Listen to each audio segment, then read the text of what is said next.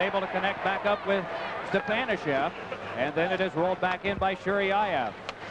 Pete Peters behind, along to Chikrin, dumps it back off, controlled by Kravchuk. Turned along for the pass by Shuryayev, and trying to step his way through with Shasteen. But offside is called against the Soviets. You know, we've had some icings tonight, but very few offsides in this game. You know, until 1988, the most Soviets ever drafted in one National Hockey League draft year was 5. That was in 1983, and the big names win in '83: Fetisov, Makarov, Kasatonov, and Tretsiak. Then in 1988, 11 Soviets were drafted, and last year 18 overall were drafted. And I think there's kind of an irony in the sense that the first Soviet ever drafted by a National Hockey League team was drafted by the Philadelphia Flyers in 1975, and it took 3 years before the next one was drafted. His name was Viktor Hatulev, and he was drafted out of their Division I league, not their elite league. Puck shoveled high, and it plops on back. In 1975, and that was after all of the flare-up, but before some of it that followed with the Soviet Red Army and Flyers game in '76, but after a very emotional Team Canada-Soviet series in '72. All the way back it'll come near Mikhailovsky again with 7:55 to go in the third. What do you think that we've learned over the period of time from the Soviets? Boy, well, I know for a fact that we've learned from one another. We have learned things such as the weave coming through the neutral zone. We've also learned of the importance of defensive play in the neutral zone. It was given the name neutral zone because nothing was ever done in it except skated through. Well, not any longer. You see teams like the Flyers pull back on their forechecking and forecheck in the neutral zone and things of that nature there. So we also learn how to play as a unit at times too, defensively, especially defensively, so that teams can't spread your defense out. And when you move as a unit, as a 5-man unit defensively, boy, you're tough to get anything done against. Peacock on, and there was the pass on through, and Homotov left it behind. Samuelson able to slow it for Sullivan. Oh, and then a giveaway. Turning with it now is Homotov, given a good hit in the corner by Murray Barron. Circling is Kamensky, and it's Bikov. Locked up by Murray Barron and just wrestled to the boards and glass. 7.5 minutes to go in the third, and the Soviet Red Army team leading the Flyers here 5-4. There have been no leads by 2 goals. Every lead has been by just 1. That's the type of contest we've seen. Flyers with 16 shots, the Soviets with twice that in number. They outshot the Flyers 9-6 and 11-6 in the prior 2 periods. Petrov couldn't get that one. And it is Huffman. Biakin right after him, and the pass cut off by Malakhov. Feeds it ahead for Petrov, but Samuelson just outreached him. Konstantinov heads back to play it for the Soviets across to Malakhov. Shift change on has brought out Norman Lacombe to work on the wing. It is dumped back in deep, and going for it now is Murphy. And Horacek, who's really been throwing his weight around, sometimes to excess and sometimes to a fault tonight. Just drew a check now. Down to the ice went Acton. There'll be a Soviet penalty coming up. They touch, and the Flyers will go on a power play with the key point in the game, perhaps, coming right up. 6:27 to go in the third. It's the Soviets angered. Flyers have a chance here to climb back in. Top of your screen, Keith Acton is hooked down by Sergei Fedorov, number 18. And you know what Fedorov was arguing as he went to the penalty box? He was saying, my stick was held, and that's exactly what did happen, but Van Hellemond didn't see it. A bonus for the Flyers. This is the second time Fedorov has been penalized in this hockey game. He's their best penalty killer, so he gets to sit while the Flyers attack a penalty-killing unit that is still pretty strong, but without their top penalty-killing forward. Flyers use Sutter, Kropp, Eklund, Huffman, and Murphy. Murphy has moved up as the 4th man for this faceoff. Off the tie-up, it is Shuryayev firing it around the boards. They work with Davidov up front. Also there is Kostichkin, and in back Shuryayev and Kravchuk. Kravchuk sees that one poked through him by Eklund. Coming across though is Shuryayev, and it is cut off by Propp and laid back to Huffman. 6:05 to go in the third. Flyers with a power play opportunity here. They trail by 1. Scrapping for that one, and coming up with it is Ron Sutter, taken to the corner by Shuryayev, able to punch it behind to Propp. Propp given a good hit there by Kravchuk. Propp still working along the board. Shuryayev is there. Kostichkin has trouble. And it is Propp then to Eklund to the point to Huffman. Huffman clips one that squids loose off of Kravchuk, and he's able to lift it high and back down. You know, the Soviets, when they're killing penalties, especially this team, they don't do anything fancy at all. They make sure they get it down every time. A lot of NHL teams will look for that pass and try for an offensive break. Very seldom will you see this team do that. Very seldom will you see them hit a pad or a stick or anything when they're trying to dump it out. Usually it's clean all the way down. 5 minutes and 20 seconds to go in the third. Power play time is down now to 50 seconds. And it is broken by Samuelson's pass on to Mellanby. Moving with Horacek and Dave Poulin. Mellanby has Poulin headed to the net. The pass to Samuelson. Moves right in a backhander. Oh, and it's fought off. Behind the net, up with it is Mellanby. Samuelson glides back to the point. He had the big play on his stick, and he got a good shot away. That was blocked off by the goaltender, and then Kartner, a shot saved. Rebound, and it is cleared but not out. Samuelson winds up and shoots. Deflected in front. Picked off by Horacek. Back to Samuelson. Drive, and that one kicked loose in front. Beekoff got his skate on that one. Samuelson a shot. Blocked by the defense. Rebound. Poulin a backhander. Knocked down by Gusarov, and trying to trap it, and able to hold on is Mihailovsky. Oh, and Mellanby going right after Motkov. They fired, and they fired, and they fired. And Mihailovsky did not have that many get all the way through to him. I'll tell you who blocked a couple of good ones, too, was number 19, Little Beekoff. He did a great job, but he got caught in deep. That's why he had to go down and block. But I thought Big Shell Samuelson's arms were going to fall off from fatigue.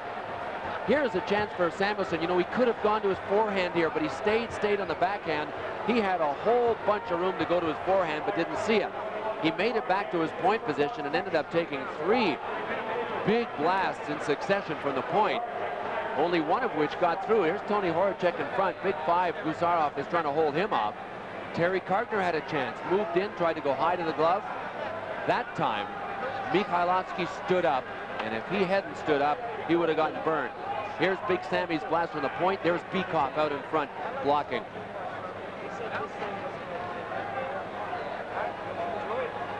Boy, that's a good look at all that play in front. And Horacek got a cross-checking penalty, and the Soviets have begun what is their third power play of the game. Neither team has connected on the man advantage. Clock the enemy of the Flyers right now. It shows 4 minutes and 10 seconds to go in the third. Soviets have the lead at 5-4. Davidov left it behind, tries to regather, but it is long for Fedorov, and then on a cross for Konstantinov. Blocked loose by Samuelson. Flung back down by Dave Poulin. Shift change on for the Flyers. Acton and Eklund come out. So does Chikrin. So also does Murphy. Soviets wheel back up on the power play. It's dealt back in by Biakin. Set up by Peters. Turned loose by Murphy. And all the way down it goes. Now at the points, they're using Shiryaev and Kravchuk, the same two that they had in a penalty killing role earlier. Petrov is out now, along with Fedorov. The puck carrier is Biakin. Feeds it on a cross, and the shot back around goes by Kravchuk. Kicking it loose is Petrov, but it's taken by Murphy. Petrov right on him. Trying to jam it loose is Fedorov. Still the puck loose, and Petrov tries to jam it to the front of the net, but it's Murphy tying it up the back. Now they're able to work it to the point. Shiryaev fires one, stick save Peters as he stood tall there. Kept alive by Fedorov. On back for a shot by Shiryaev. Pad stop Peters, and he'll hang on. 23 seconds still to kill for the Flyers, and the scoreboard clock shows 3:01 left in the third. You know, I wonder if Viktor Tikhonov is keeping his top unit off of this power play because they're not as good defensively. Looks like he might come out with them now. Maybe not. Homutov is out there. Yeah, he's got his #1 unit out there, but he has used 3 different units on this power play. Here's the last big shot that came from Shiryaev right in on Pete Peters. Good block out there by Jeff Chikrin. Davidov was trying to get in front. Boy, Davidov has a bunch of speed and a whole bunch of skill.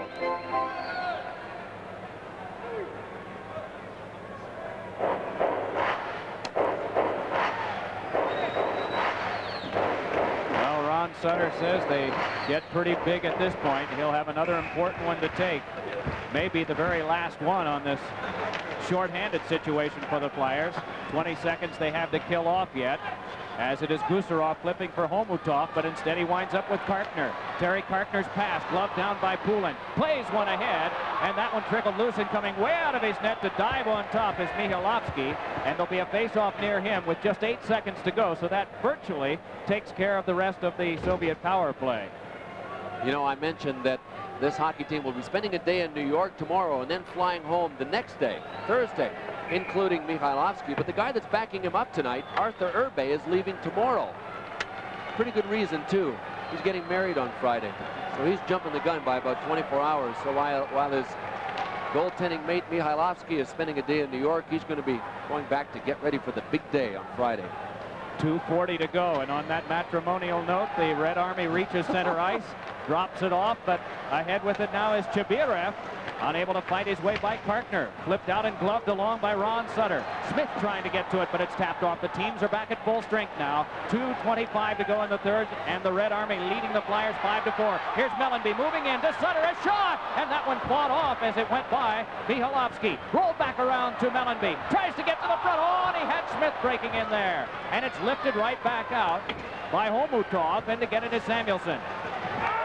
Kjell Samuelsson pivoting behind his net as Kartner went down at center ice, and the fans were complaining. Meanwhile, the Flyers are able to bring it back up in the person of Mellanby, along with Eklund and Smith. That's the line, but the Soviets just break it down at their line. 1:50 to go in the third. Puck rattled back around the boards, and it's controlled by Malakhov for the Soviet defense. They have Kostichkin out there now. He's one of their better defensive players. Takes a whack from Murphy, but tries to get ahead. Kostichkin moving in. He's got Davidov, but the pass came right to Huffman. Checked down, though, by Davidov. Davidov defended by Brian Propp. Nice strip of the puck from him, but the Soviets keep it alive. Then a shot is blocked down from the point as Chabirev let that one go, but it's Murphy bringing it back. Pass back checked away by Davidov, and he'll head back with 1:20 to go. Davidov trying to worm his way around, and now just carries back out to neutral ice. Good puck carrying show by Evgeny Davidov with 1:10 to go. And the Soviets playing a little keep away here. It is Fedorov turning at the line. Rolling it back across to Kostichkin. That one tipped loose from Petrov, hooked up by Murphy. They want to get Peters off. 54 seconds to go in the third period. The Flyers have to have one to force overtime. Can they do it? Huffman controlling. Has Mellanby in the glide near side, but will just control now and try to wind his way out. Flips one for Eklund, but that went by him. Shift change on. Barron and Samuelsson come out for the last run at it. Poulin and Berube and Ron Sutter are out as well. Half a minute to go. They've not gotten Peters off yet. Puck dropped around, and Peters able to stop it. Shovels one up the boards, and Kamensky cut it off. Valery Kamensky stripped to the puck by Poulin. Tries to start it ahead, but can't. Now Berube on to Sutter. Here comes Peters to the bench. Sutter has it fought off his stick by Bykov. Oh, and then a hit on Bykov by Dave Poulin. Puck flipped away, and Kartner has it. 10 seconds to go. Terry Kartner has to rag it to keep play alive, and then it's forced off by Bykov. Bykov brushes one that goes back down, and the Red Army team is going to win this one. The horn sounds, and the tour for Red Army is over. They lost exciting and the closest one of all here tonight from the Flyers by a score of 5-4. And there's a guy who doesn't play that often, but he came up in a big role for the Soviets tonight. No, Maxim Mihailovsky was a guy we didn't know much about. The tendencies were evident. He went down on the first shot. The Flyers had trouble getting to a lot of the second shots, and he was able to make some big saves when he had to. The final score in the game: the Soviet Red Army 5, the Flyers 4. We now pause for